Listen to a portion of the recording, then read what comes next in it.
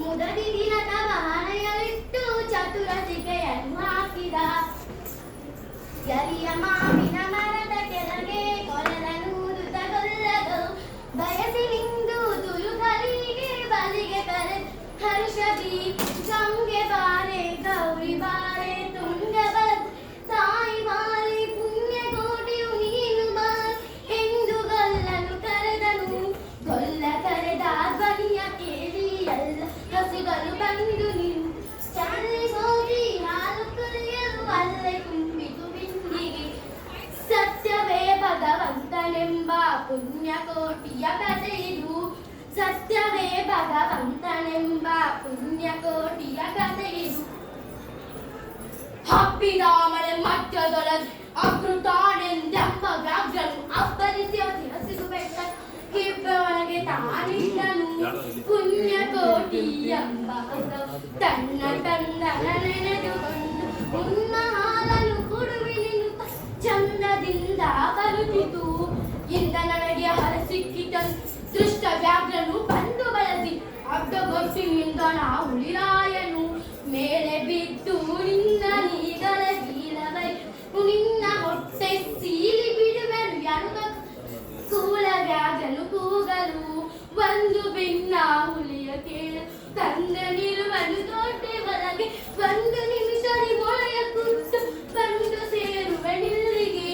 ಹಸಿದ ವೇಳೆಗೆ ಸಿಕ್ಕ ದೊಡೆಯ ಒಕದೆ ಮಾ ಬಿಡಲು ನೀನು ನುಸುರಿ ಹೋಗುವೆ ಮತ್ತಿವರು ಹುಸಿಯ ನಾಡುವೆ ನಿಂದಿತು.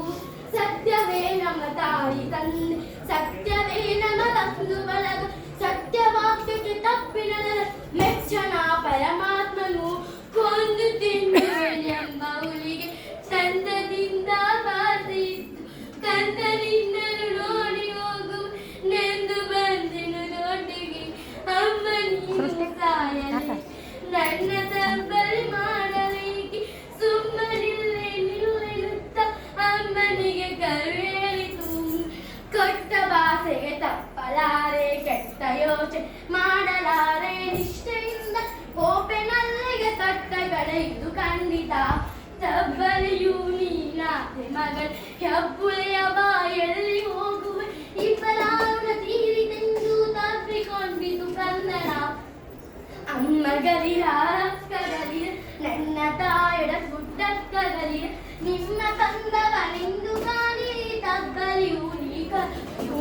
ಮುಂದೆ ಬಂದರೆ ಹಾಯಬೇಡಿ ಮುಂದೆ ಒರೆಯಬೇಡಿ ನಿಮ್ಮ ಕಂದವನೆಂದು ಕಾಣಿ ತಬ್ಬಲಿಯು ನೀ ಕರುವನು.